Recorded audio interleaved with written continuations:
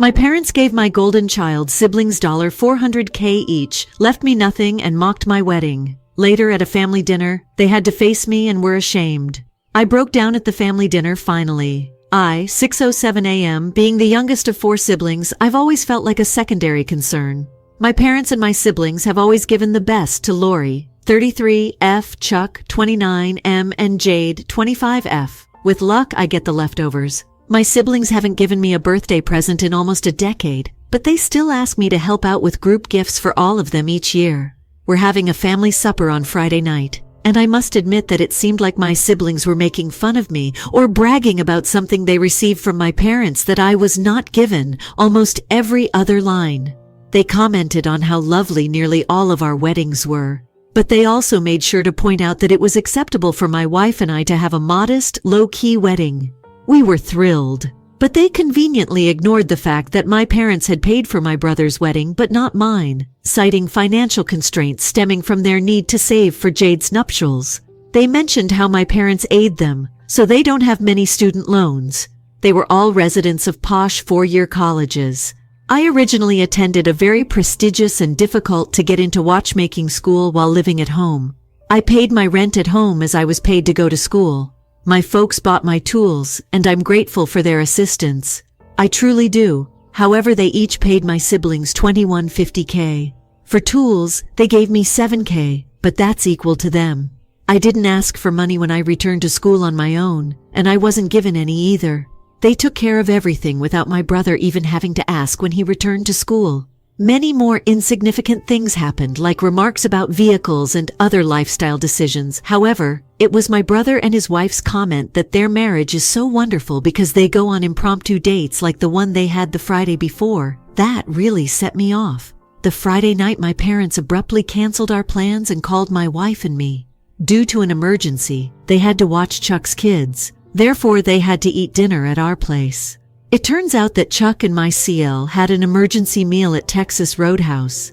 My mom's favorite dish is my grandpa's meatballs and ziti, which I had spent hours preparing. More than anything, I wanted to yell at them, but instead I stood up and walked away, leaving my wife in my wake. I simply gave my mom my full explanation when she called me later to find out why I had left. I gave an explanation of the unfairness, the partiality, and the lack of concern they seemed to have for me. She didn't say much, and at the time I wasn't really searching for an apology or an explanation. It just seemed so obvious to me. I would clarify it if she truly wasn't able to see it. Apparently, my siblings have heard at least some of what I said because Chuck and Lori are now outraged with me, accusing me of ruining dinner and hurting my mom. I'm immature, they say, to be keeping score. A response to Ida's comments was posted. Your siblings are also keeping track, commenter NTA. Every time they see you, they utilize that score to make fun of you. That is what your parents permitted to happen, especially your mom, who is suddenly upset that you are injured. The only reason your mother is unhappy is that you have finally called them all out and stood up for yourself. Continue keeping score. They will undoubtedly rise. To be honest, she didn't seem upset at all during the phone call. However, I think she merely became depressed when I began to explain everything to her. She fell silent and said nothing. Commenter NTA. If I were you, I would document everything exactly as you instructed us. I'm not sure if this is the best course of action. After that, I'll email it to every member of my family in a group chat before blocking them. I would let go of our bond and continue to love them even though I was far away. Sidebar. Do all of your siblings and you have the same appearance? Go! No, Jade is adopted, but even so, she has always been the baby and has received baby treatment. I had a lot more background in my first draft, but it was far too long for the allotted characters. I bear a striking resemblance to my father's granddad. I even have the same issue with my eyes. They were blue at birth. But as I've grown older, a brown ring has formed around the outer of them. If that's what you're saying, then there's very little chance that I'm not my father's son. Coincidentally, Jade is on my side, and she feels bad about the whole wedding thing. But she didn't know until about 6 months ago, which is 6 months after her wedding, that they weren't paying for my wedding. It was always the verbal agreement that they had paid for a portion of my house, so she assumed that. But alas, I had to pay for my own wedding, and the long-standing arrangement was never kept by my parents. When you get married, you can spend the money we have saved for each of you as a wedding gift or for anything else you like. Jade is not to blame for this. None of this was asked for by her. Not even did she get to design her own wedding. Lori and my mother did that. It was lavish since that's what Mom and Lori had requested. When Jade and her husband are in town, we spend much of our time together. That has long been a consistent tendency. To, I suppose, make up for her early childhood sucking, family provides her things she doesn't ask for, frequently at my expense. But ever since she was around 6, she would always give it back to me. I'm doing great, Jade. It wasn't her place to oversee the equity of the grown-ups in our life. Commenter. As you said, have you disclosed all of this facts to your family in front of them? Or have you been absorbing all of this yourself? I'm happy that your sister Jade understands you. When I called my mom on Friday night, it was the first time I had ever laid out multiple incidents at once for someone. Because I wasn't interrupted, I was also able to discuss every occurrence in as much detail as I have ever done. I spoke for the majority of our 1.5-hour phone conversation. Writer of comments. You come across as a very emotional individual. Even when they know they can't get through to you, sometimes individuals still manage to attempt explains them in greater detail. Would you even hang out with these individuals if you weren't related? You know, you do get to pick your family. Don't worry about upsetting anyone. Navigate on your own. I still spend a lot of time with my grandparents and Jade and her husband for sure. But since I was a young child, my pop mom's dad has spent more time with me than any of the other grandchildren. And my Oma, my dad's mom, has seen me more than anyone else in my immediate family. If he had been born today, he most likely would have received a diagnosis, as I have autism. Since we both have sensory challenges and require time away from crowds, we have always skipped family get-togethers to play bocce. Update 1. If it's acceptable, I'm posting everything here since I'm not sure where else to put it. Some of this information was in my first draft, but I had to make a lot of edits to fit it under the allotted character count. While some of this has already been mentioned in other comments, I'm just compiling it here in the hopes that it will be viewed and provide answers. I have no grounds to doubt that I am my father's child. It is not worth revisiting the long list of genetic coincidences that would be required for that to be the case. Nor does he have any male relatives who could provide an explanation. My aunt is his only sibling. He has never met or even been in close proximity to any of his relatives. I resemble my father's grandfather exactly. I have always done so. Although he passed away when my father was still a young man, he was a good father and is well remembered. Many, if not most, of the items my parents decided not to give to me have gone to my younger sister.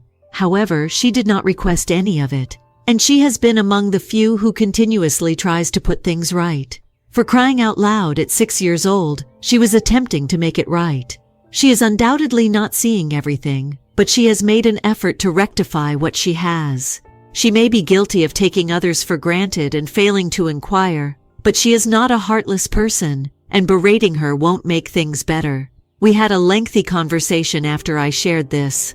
Since at least 2018, she had been informed that she was making a yearly contribution to a birthday present for me.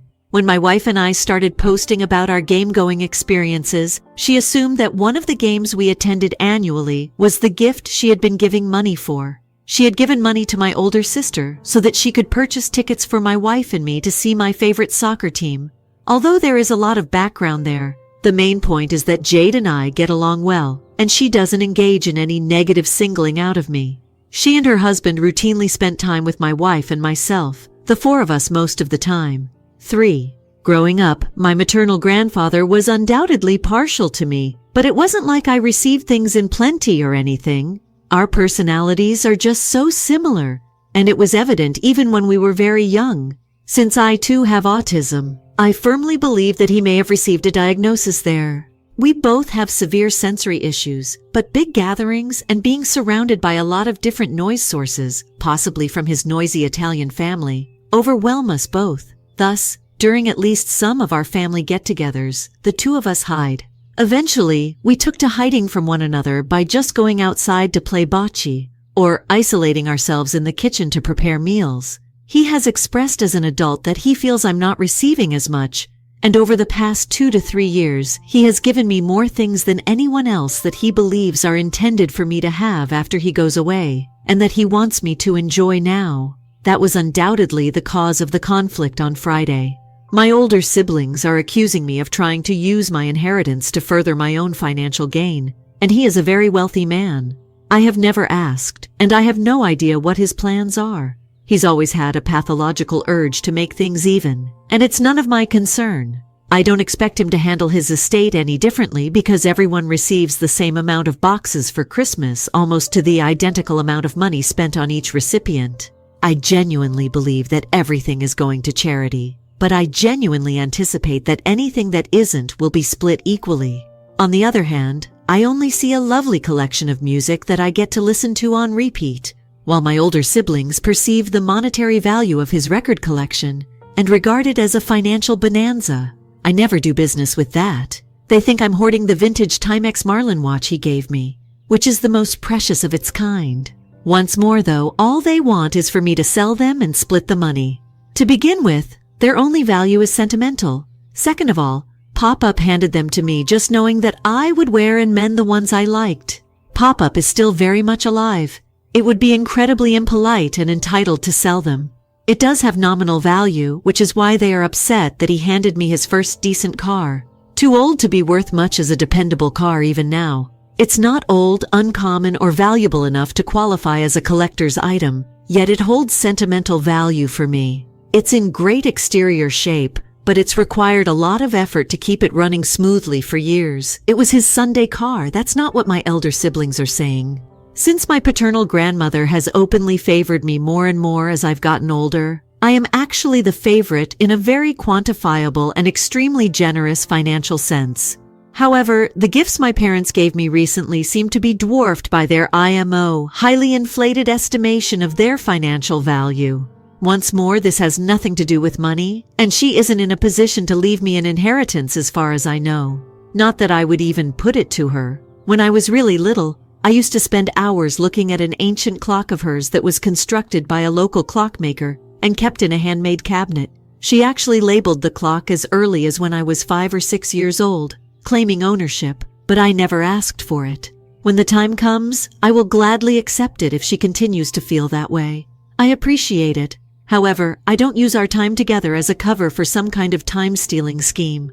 All I want to do is spend time with my Oma. She is a really humorous woman who enjoys going for walks with my spouse and our dogs. On holidays, instead of living in the guest house my parents had built for her, she stays with us in our home. My siblings believe she provides me with financial support in some way.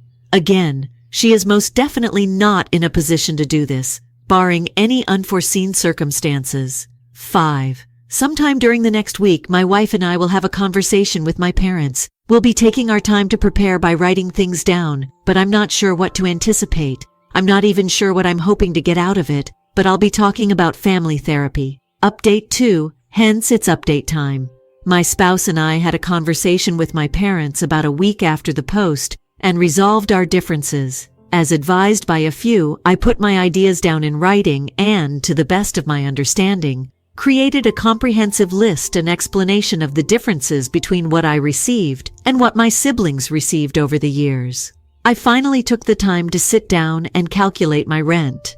As it happens, I paid my parents more for rent throughout my time at the technical than they ever did for my gear. However, the final total was $190,000 on the low end for Chuck and between minus $370,000 on the high end for Jade. For all the money my parents never provided me, but instead immediately donated to my siblings. During this whole situation, I think my angst was greatest when I sat down and saw the entire amount written out in that manner.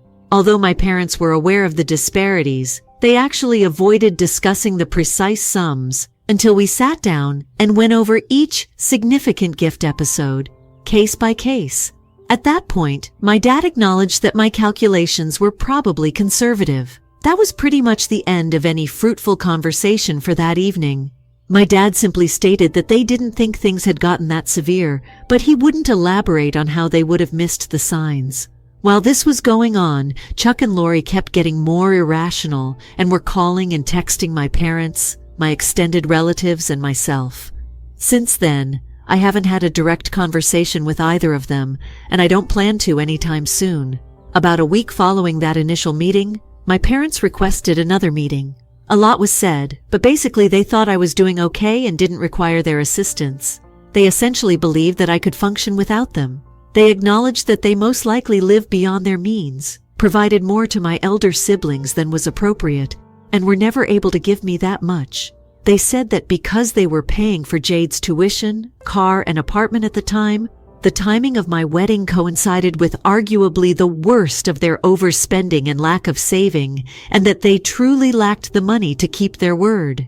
They made a financial offer. They have made numerous offers to pay for things like cars, trips, and other expenses, but I don't think they fully understand it yet. Not only do my spouse and I not want their money, but we also don't really know what the best course of action is in this situation. At least they are willing to make amends and have acknowledged that they were unfair. Easter was spent with my spouse, my grandparents, and Jade and her husband. My parents paid me a visit in the evening. For the time being, this appears to be the new normal. Remarks.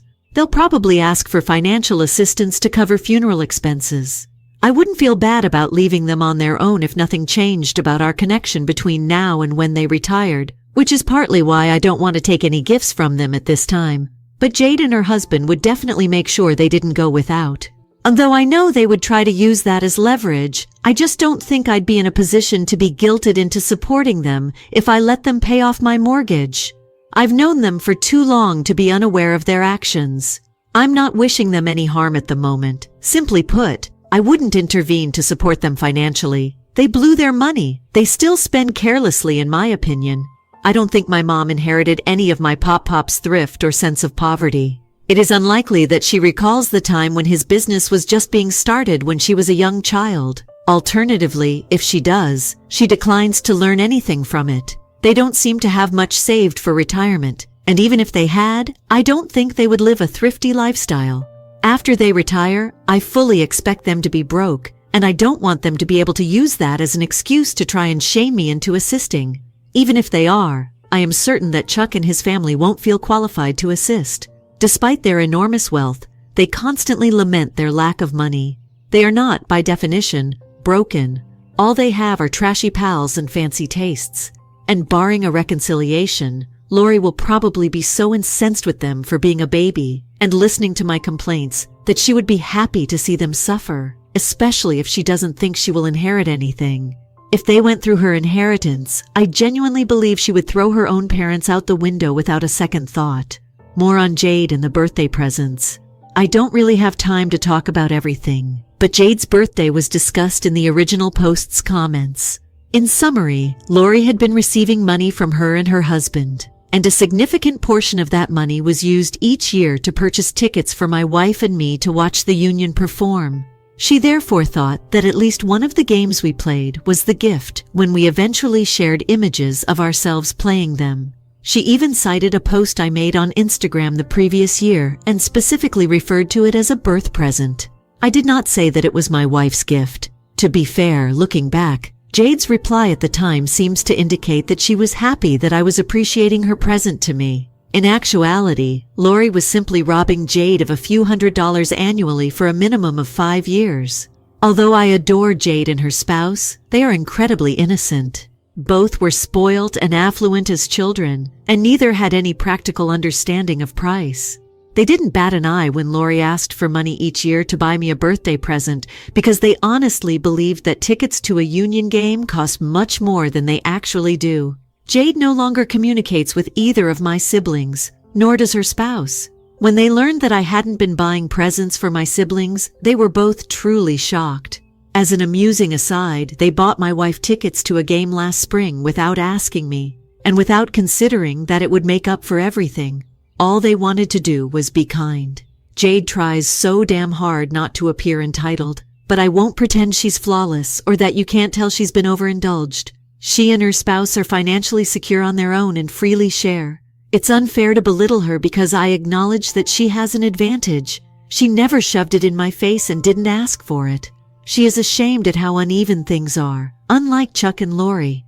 Lori and Chuck are furious. It's not going to go on.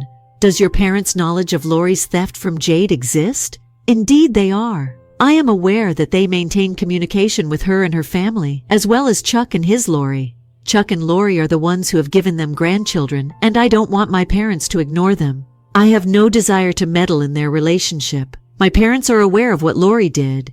Therefore, it is up to them how they choose to handle it. I'd want to concentrate on my own strained and minimally contact connection with my parents in the interim. I don't really see myself ever caring enough to try, and I don't really have a relationship with either of my elder siblings. They know where to reach me if they both have a conversion experience and truly want to put things right. One more thing about his refusal to accept money from his parents.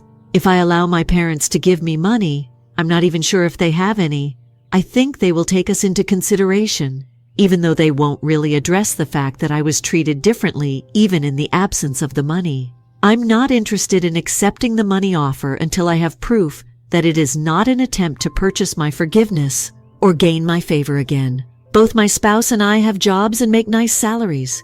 Despite being the least wealthy members of my family, Jade and her husband and I are at least comfortable and have savings and retirement funds, which may not be the case for the other members. I've been okay with the fact that I don't see or talk to my parents as much as I used to. I'm totally game if they want to genuinely examine themselves and attempt to make apologies, but not until they also admit the partiality that isn't monetary. My grandparents have caught up completely. They were well aware of its bias. To put it another way, I'm not too worried about calling the game, in part because I've been assured unequivocally that I will emerge from this stronger. I now realize that there's most likely no chance of saving my relationship with my older sister or brother. That's something I've come to terms with. I believe that my parents won't truly accept responsibility for their acts if I try to appease their guilt by giving them money.